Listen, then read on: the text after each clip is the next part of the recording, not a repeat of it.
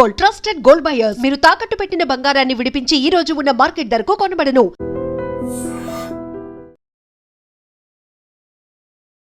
నమస్తే, welcome to I dream talking point with కవిత.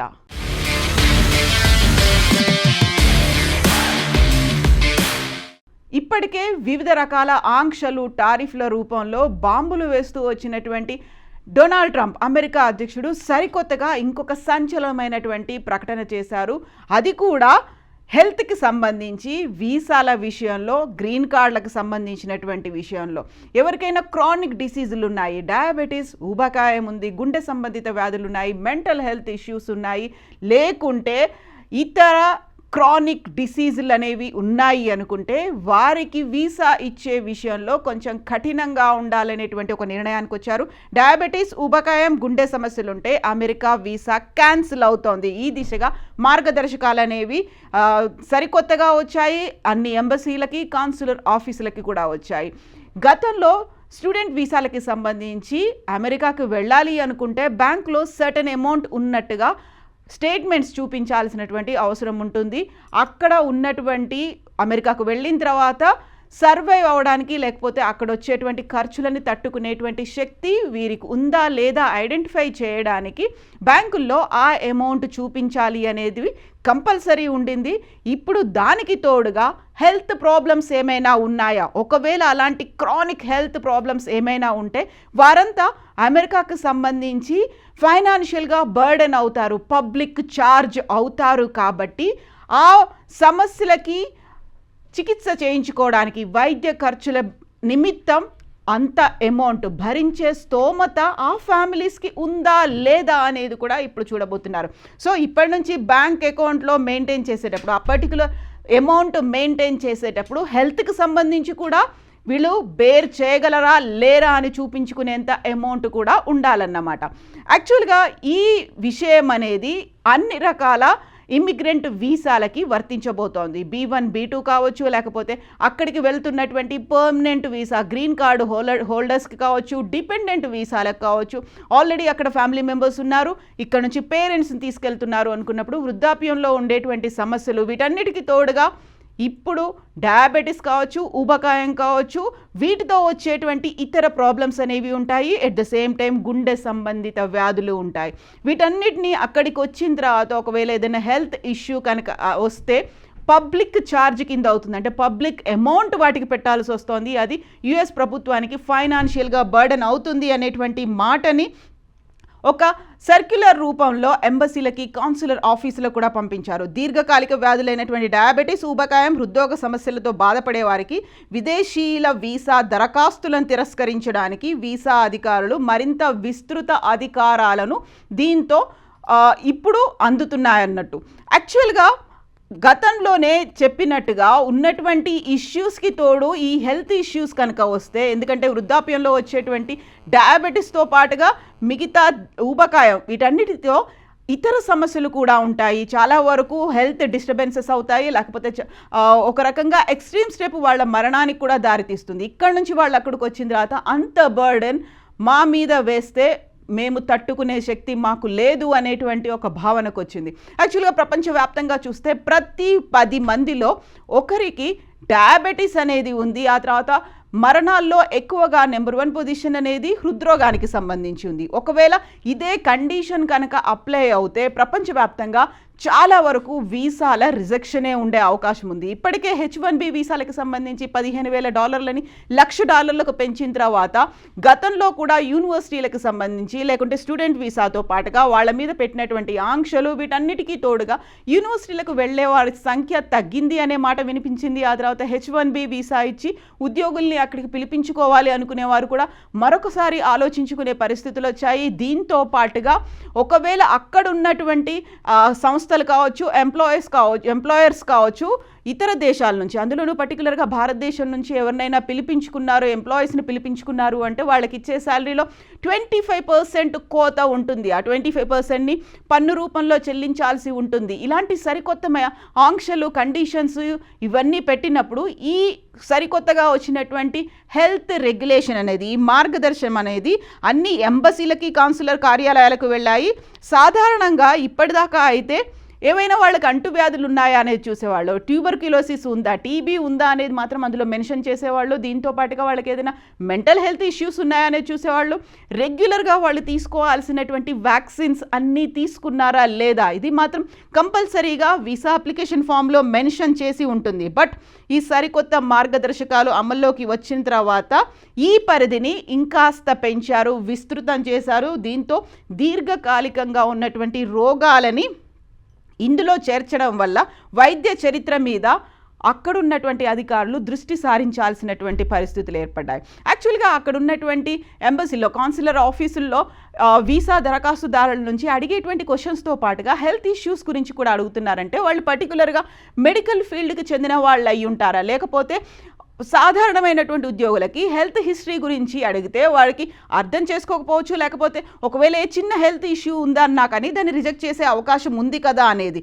ఇప్పుడు ఖచ్చితంగా ఆరోగ్యాన్ని పరిగణనలోకి తీసుకోవాలి అనుకుంటే మెజారిటీ అందరి వీసాలు రిజెక్ట్ అయ్యే ఛాన్సెసే ఉన్నాయి కదా అనేటువంటి మాట కూడా వినిపిస్తోంది. లక్షలకు లక్షల డాలర్లు ఖర్చు అవుతుంది కాబట్టి దీనిని మనం కంటిన్యూ చేయడానికి వీల్లేదు. అక్కడ ఉన్నటువంటి ప్రజల మీద బర్డెన్ పడకుండా ఉండాలి, పబ్లిక్ ఛార్జ్ కాకుండా ఉండాలి అంటే ఇదే ముందస్తు చర్యగా భావిస్తోంది డొనాల్డ్ ట్రంప్ సర్కార్. ఈ దిశలోనే వలసదారులకు సంబంధించి జీవితకాలంలో ప్రభుత్వ నగదు సహాయం లేదా దీర్ఘకాలిక సంరక్షణ మీద, అంటే ప్రభుత్వ ఆధీనంలో నడిచేటువంటి గవర్నమెంట్ హెల్త్ ఫెసిలిటీస్ మీద ఆధారపడకుండా ఇండివిజువల్గా వాళ్ళకి ఫైనాన్షియల్ హెల్ప్ అనేది వాళ్ళంతటి వాళ్ళు బర్డెన్ తీసుకోవడానికి రెడీగా ఉన్నారా లేదా అనేది కూడా అందులో మెన్షన్ చేయాల్సినటువంటి అవసరం అయితే ఉంటుంది. దీంతో పాటుగా అక్కడ ఉన్నటువంటి ఫ్యామిలీస్ మీద డిపెండెంట్స్గా వెళ్ళేటువంటి పిల్లలు లేకపోతే వృద్ధులకి సంబంధించి ఆరోగ్య పరిస్థితులను కూడా వీసా సమయంలో సమీక్షించాల్సినటువంటి అవసరం ఉంటుంది.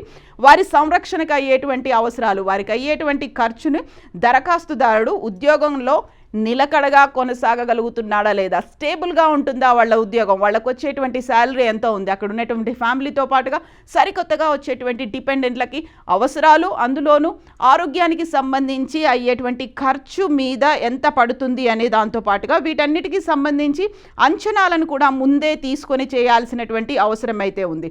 బట్ ఇప్పుడు పర్టికులర్గా ఉన్నటువంటి ఈ గ్లోబల్ సినారియోని బట్టి చూస్తే about 1 in 10 people globally live with diabetes.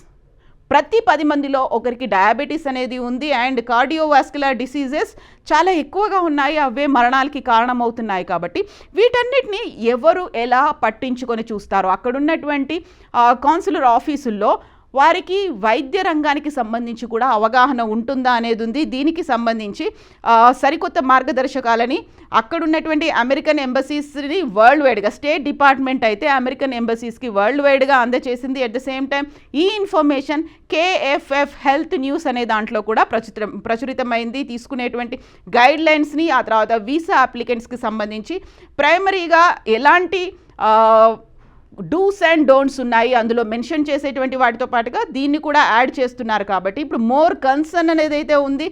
US state department పంపించినటువంటి కేబుల్ని బేస్ చేసుకొని ఫర్దర్గా క్యాన్సర్ కావచ్చు, లేకపోతే కార్డియోవాస్కులర్ డిసీజెస్ కావచ్చు, diabetes, metabolic disorders, neurological conditions, mental health issues and obesity may require hundreds of thousands of dollars worth of care.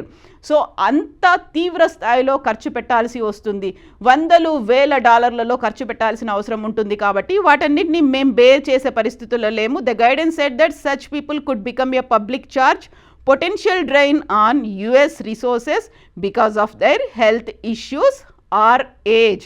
ఈ ఫ్యాక్టర్ని దృష్టిలో పెట్టుకొని ఇప్పుడు యుఎస్కి సంబంధించి మనం ఏదైనా వీసా కోసం అప్లై చేసుకున్నాము, లేకుంటే గ్రీన్ కార్డ్ కోసం అప్లై చేసుకున్నాము అన్నప్పుడు మ్యాండేటరీగా వీటిని చూసే పరిస్థితులు అయితే ఉన్నాయి. కాబట్టి చాలా జాగ్రత్తగా ఉండాల్సినటువంటి అవసరం ఉంది. గతంలోనే రిజెక్షన్స్ అనేవి చాలా ఎక్కువ ఉన్నాయి, లేకపోతే అప్లై చేసుకునే వాళ్ళ సంఖ్య పడిపోయింది అని చెప్పినప్పుడు వీసా ఫీజుని విపరీతంగా పెంచేసిన తర్వాత అందులో ఫీజులో 25% కోత పెట్టిన తర్వాత కూడా ఆలోచించే వాళ్ళ సంఖ్య తగ్గింది. బట్ ఇప్పుడు హెల్త్ కండిషన్ని యాడ్ చేసిన తర్వాత ఇది ఒక కన్సర్న్, మోర్ క్రిటికల్ క్రూషియల్ కన్సర్న్గా మారబోతోంది. కాబట్టి ఈ డొనాల్డ్ ట్రంప్ వచ్చిన తర్వాత, సెకండ్ టైం వచ్చిన తర్వాత ఇలాంటి కండిషన్స్ అనేవి విపరీతంగా పెరిగాయి. సో ఇప్పటి నుంచి ఒకవేళ అక్కడికి ఎవరైనా అప్లై చేసుకోవాలి, వెళ్ళాలి అనుకుంటే చిన్న ప్రాబ్లం ఏదైనా ఉన్నప్పటికీ కూడా రిజెక్షన్స్ అయ్యే అవకాశాలే చాలా ఎక్కువగా ఉన్నాయి. ఎందుకంటే అందులో ఏ హెల్త్ కండిషన్ గురించి మనం చెప్పినప్పటికీ అక్కడ అసెస్ చేయడానికి, అనలైజ్ చేయడానికి అంత టైం అనేది ఉండదు. కాబట్టి చాలా ఈజీగానే రిజెక్షన్స్ అనేది ఉంటుంది అనే మాట. గతంలో ఉన్నదానికంటే ట్యూబర్కులోసిస్ లేకపోతే అక్కడ ఉన్నటువంటి హెల్త్ కండిషన్స్, దీంతో పాటుగా వ్యాక్సిన్స్కి తోడుగా అదనంగా ఈ క్రానిక్ హెల్త్ డిసీజెస్ గురించి కూడా మెన్షన్ చేయడం అనేది చాలా క్లిష్టతరమైనటువంటి ప్రక్రియగా, అంత సులభంగా అయితే వీసా రాదు. ఈ నేపథ్యంలోనే డిపెండెంట్స్గా వెళ్ళిన వాళ్ళైనా, లేకపోతే మాకు సెల్ఫ్ సఫిషియెంట్గా మేము ఉండబోతున్నాము, మాకు స్టేబుల్గా శాలరీ ఉంది, స్టేబుల్గా మాకు జాబ్ కూడా ఉంది అని చూపించుకునేటువంటి సెల్ఫ్ సర్టిఫికేషన్ అది కూడా అవసరమైనటువంటి పరిస్థితులు కూడా వచ్చాయి. సో ఇన్ని నేపథ్యాల్లో ఇన్ని రకాల conditions, ifs, buts, pros, cons ఉన్నాయి. అందులోనూ ఇక్కడ నుంచి మేము వీసా ఇచ్చి తీసుకెళ్ళిన తర్వాత ఒకవేళ ఇఫ్ ఇలాంటి పరిస్థితే వస్తే, అలాంటి భావనే చాలా భయంకరంగా ఉంది.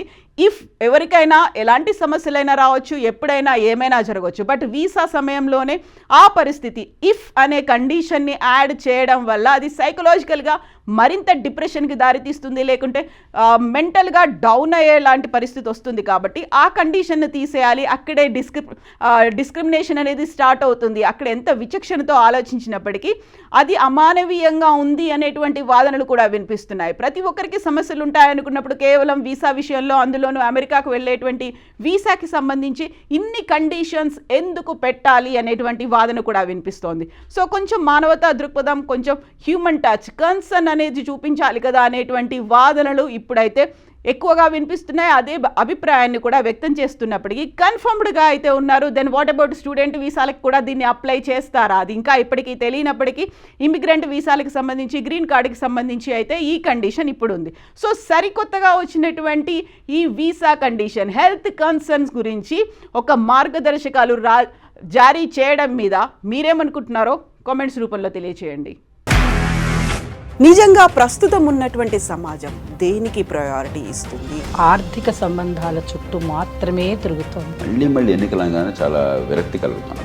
మంచి అనిపిస్తుంది కదా, లేడీస్ కూడా ఛాలెంజింగ్ జాబ్స్ చేసినప్పుడు చాలా బాగుంటది. ట్రాఫిక్ అసిస్టెంట్స్ గా నియమించిన ట్రాన్స్జెండర్స్ అందరితో సాల్యూట్ చేయించుకుంటున్నారు. ఫుడ్ డెలివరీ ఇవ్వటానికి వెళ్ళినటువంటి డెలివరీ బాయ్ అనిల్ పై కళ్ళ ముందు